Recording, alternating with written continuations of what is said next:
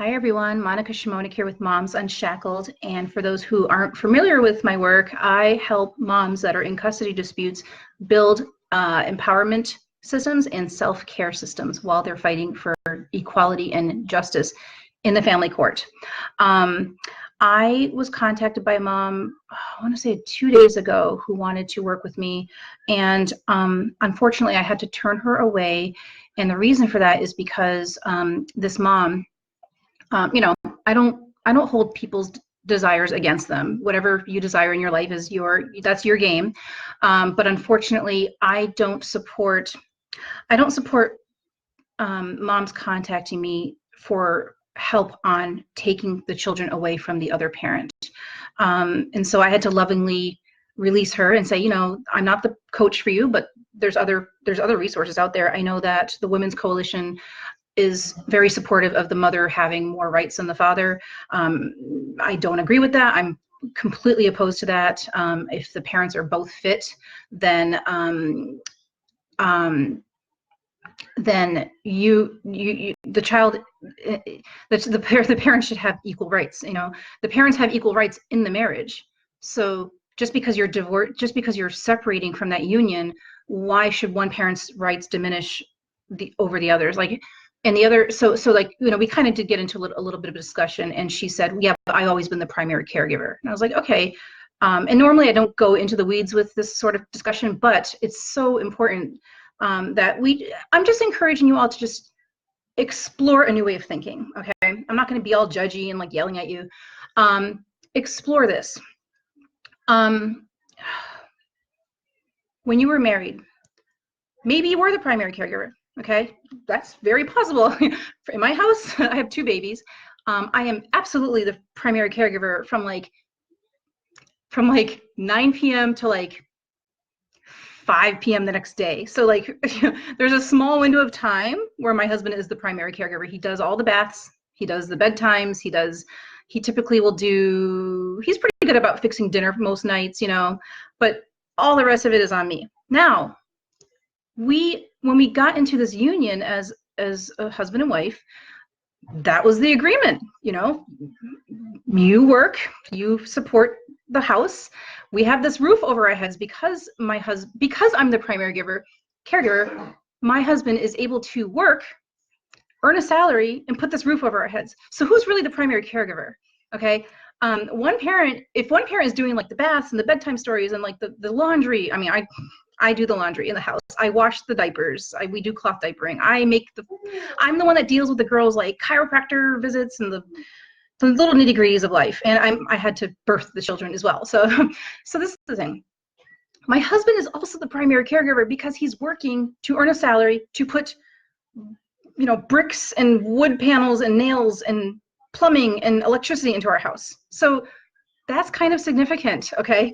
I would not be able to do this if he wasn't doing those things. If he was the primary caregiver, guess what? I would have to go and work a lot of hours out of the house. So, and I work from home, okay? I run a coaching business. I do have a massage therapy practice on the side, very, very tiny little side hustle.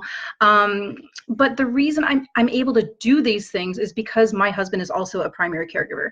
So primary caregiving isn't just the baths and the bedtime stories and the doctor's appointments. It's everything. Okay, there's more to raising a child than the manual work. Okay. And this is what really pisses me off about family court. What they do, and they do this on purpose to polarize mom and dad. I promise you, if your lawyer sits you down and says, who's the primary caregiver, fire that attorney. This is just my personal experience, my personal advice. I'm not an attorney. I would not tell you, I'm joking when I say fire your attorney, but just consider exploring a new paradigm of what divorce is supposed to look like. The first thing these lawyers are doing is they're sitting the parent down there saying, who's the primary caregiver? Well, okay. It's the stupidest question in the world because first of all, it's subjective because and if you hate somebody, of course you're gonna say you do all the work.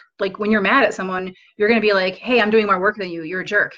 So when you're first going through a divorce, you are going to probably be kind of mad at your spouse. That's probably why you're divorcing. And so of course you're going to take more credit for doing the bedtime stories and the laundry and the night feedings. Okay, so it's a stupid strategy. And we fall for it as parents who are vulnerable, going through the family court system, parents who step into the court system for the first time. We fall victim to all those business tactics that the divorce industry uses to polarize the parents. Okay, look, if you're married and your spouse is working, sorry, that's one of my children that I'm a primary caregiver to. Is she okay? So this is a total side tangent. I came on to do a different live stream. So let's get into that, just in case my baby starts having a fit, okay? We will get into this whole primary caregiver thing another time, okay? Because I get really heated, like my face, I can feel my face burning right now. So again, I don't want to judge you. I don't want to like make you wrong, you know, but I'm just going to encourage you to like look at both sides. Unless your spouse is a total deadbeat, on the couch, drunk all the time, which of course is some of what you guys are going through. Equal custody, period. You know, I don't have a better way to soften that for you. The divorce industry wants you guys to be polarized. They want you guys to be in competition for your parental rights. There is no need to be in competition for fundamental rights. There's enough rights to go around. You don't need to, it's not a zero-sum game. It's not like, oh, well, if the parent gets 50-50 or, you know, then I'm losing something. You're not losing anything. This is what my ex would do. My ex would tell the judge, I can't do 50-50 because I'm going to lose time with my child and I'm going to lose me. And I would say, Your Honor, he's not losing anything. I'm asking for 50-50. Or no, I'm not asking for 50-50. I'm asking to maintain my status as a fit parent. Don't ever ask the court for 50-50 because you already have 50-50. What you should do is ask the court not to take away your rights. Always go to court saying, don't take this away, because when you ask the court to give you something, you are assuming that you don't have it. Okay? Whole nother live stream. That is not what I came on to do this. But again, it's something that is so important, especially for you parents who are just starting out. And unfortunately, I do see this as primarily a mom thing. I rarely get dads. Well, dads don't really contact me, but there are dads who will be like, I want all the custody. My ex did that. My ex went in and made it very clear he wanted sole custody. So, you know, but usually like the non-narcissist moms will still want more than equal rights. And I don't agree. So anyway, the real topic of this live stream is, what is your biggest asset in your parental alienation challenge? What is the biggest asset? Is it a really good attorney? Is that your biggest asset? Is it the amazing 50-page report that talks about, you know, how your child needs you and this and that? What is the biggest asset? Is it having the right judge? Is it having a ton of money? Is it having $100,000 in the bank? Is that your biggest asset in this case? Is the location of your courthouse the thing? What is your biggest asset? What if there's a task force in your legislative branch that is talking about parental alienation, how bad it is? Is that your biggest asset? Okay, some people get really excited when legislators start talking about change, you know, as they should. But is that your biggest asset? No, your biggest asset in this custody marathon is your grit, G-R-I-T, grit. That is your biggest asset. What do I mean by that? This is what I mean by grit. A lot of people are going to have different definitions, but grit in family court, it seems like the longer people are in family court, the less grit they have. Like their grit just breaks down. It like decomposes as the years go by, right?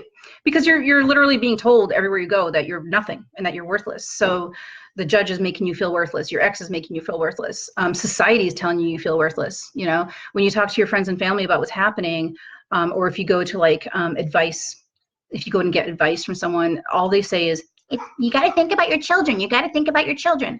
And you should, but you also have to think about yourself. You have to think about your value, your contribution. Your needs have to come first. You have to put on your own gas mask before you could think about your children's gas masks, right? Isn't that what they tell you on the airplanes? Nobody is telling you to take care of your own gas mask, and they're telling you to surrender, or they're telling you to limit yourself of your voice. They're telling you to shut up, be quiet everywhere you go. Go into any Facebook group, any freaking Facebook group where you see the advice. You know, how do I deal with this? My ex is asking for custody, blah blah blah. The advice will always be zip your lips, stay silent, don't say anything to anybody, don't make anyone mad, do what your lawyer tells you to do what the judge tells you. You better cooperate. If you look uncooperative, no one's going to like you. If you get a custody evaluation, you better shut up, do whatever they want, make sure that they like you. You know, this whole custody crap has become nothing more than a popularity contest in high school. Like when you're in high school, that's how you get along with everybody. You dress the way they think you should dress, and you they and like hang out with the people that you're supposed to hang out with and listen to the right kind of music. This whole custody thing, you're literally like going to be sucked back into high school, and what that does is it silences your voice, and it restrains you. Okay, and over time that permeates and it becomes habitual, and so 5-10 years you forget who you are. Okay, you just become a victim after that point. So I don't believe in any of this stuff. This is what makes people break down. This is what creates PTSD. This is what creates people dependent on the system. Okay, there's so many. If you're watching this, you're probably dependent on the system. I was dependent on the system for a long time. You're waiting for the system to change. You're waiting for the right GAL to come in. You're waiting for your own circumstances to change because you somehow think that, well, I don't live in the right house, that's why I can't have my child. I don't have the right job, that's why I can't have my child. So now you're starting to like blame yourself and blame your choices. So your grit will supersede all of that if you allow your inner power to show, okay, and to be expressed and be witnessed. Okay, so when you bear when you show your muscles from day one in a peaceful, effective way, okay, not crazy protesting. When you show your muscles early on in a very empowered way, your grit becomes your biggest asset. Okay, you are better off having grit than you are like the 50-page report from like the $10,000 professional who made a report that your child should be with you. I'm sorry. I get that these victories are so important to you. I get that. Okay, I've had victories. I've had great reports that said Monica should be with Elias more. I get that. I know that that feels good. I think it's utterly ridiculous that we are spending $10,000 for a report to say what the Constitution already says for free. Go to Ron and Sherry Palmer, fixedfamilycourts.com, and you will learn that you don't need these ridiculous reports. You don't need a $10,000 report to be a parent. Okay. Did you need a $10,000 study to take your child home from the hospital? Right? I mean, how many of you held a baby when your child was born? How many of you have previously held a baby? Did you need someone to evaluate how you held your baby and how you burped your baby? No. When I had my son in the hospital, I had not held a baby in like 20 years and I didn't know what I was doing, you know, and they sent me right home. I didn't need a report to say that I should be with my child. They just said bye, you know, like, which is crazy. I was like 27, like, what? Why would they send me home with a baby? That's what I was thinking. I was like, why are they doing this? But now when you're in court, now you need this report to say the exact same thing that would have been said in the hospital. The child is bonded with the parent. The child wants to be with the parent. Yeah, that child and the other 4 million babies that are born every year want to be with their parents. So these reports, these are like false positives. Or it's a bad word. These are like dummy props to make us feel good and make us feel like we have traction. But what really is going to get us places is the grit. We get more into all that in my workshop. I'm having a workshop this Saturday. I want you to come. If you're an alienated parent, you should come. It's 3 p.m. this Saturday Eastern time. I'm going to be posting. I already posted the link to the workshop, so definitely check it out. But we get into that, like, what does it take to have grit in the system where everything's against you? So what else do we learn in the workshop? You're gonna learn that, gosh, there's so much. You're gonna learn how to embody the right kind of mindset to get through this. And you can use, okay, this is beautiful. To connect with your child who no longer wants to speak with you, there are ways around all of that, because we have the internet, we have technology, we have Google, we have online newspapers, okay, online news media, whatever you call it. There are so many ways to connect with your alienated child that don't involve calling up your child and being hung up on. That's not what this workshop tells you to do. It doesn't involve going to the court and getting on your knees and begging the judge for grace and mercy, okay? You're going to learn more in this workshop than going down these traditional routes. Okay, I'm not going to be like, oh, here's the right kind of therapist you need to hire to get your child back. Okay, because we all know that getting the right people doesn't help. Sorry, my light went out. Getting the right people, that doesn't always help. If it does, that's just dumb luck, in my opinion. I've had beautiful reports on me. I think I've had 3 positive reports in my entire case. Don't have my son. I still have him only 4 days a month. So this is the thing. With this workshop, you're going to learn how to like transcend. Let me think for a minute. You're going to learn how to silence the fear voice, like the monkey mind, the fears that come in that limit what you're able to do in your custody case. There's so much you could do in your custody case. It's not even funny. There's things that you don't even know that you can do that that will bring your child back. Okay, there is a way to do this. It doesn't involve getting rejected. It doesn't involve going to court and asking for the court to fix it. It doesn't involve asking your ex to fix anything. It's not about other people. This is about you and what you're capable of doing, okay? So also the inner work that you're gonna learn in this workshop, that is the PhD that you need to bringing back your child, okay? Not all these parental alienation experts. Those do have value, but if you don't have the $10,000 or $20,000, then this workshop is a great investment, okay? And we're not doing that. We're not investing in ourselves. We're not giving ourselves the love, the self-care that we need, okay? And I said in a previous live stream, self-care is such a powerful tool to bringing your child back. So we cover a lot of different things. The workshop is divided into 4 sections. And if you want to learn more about the workshop and like what it entails, then click on the link. Okay, it's this coming Saturday. So you still have like 4 or 5 days to sign up. And if you have any questions, just reach out to me. All right, so my baby is approaching. I'm sorry for getting off on that tangent about primary caregiver. But thank you for watching, and I look forward to seeing you all again. I have the hiccups now. All right, have a great day. Bye-bye.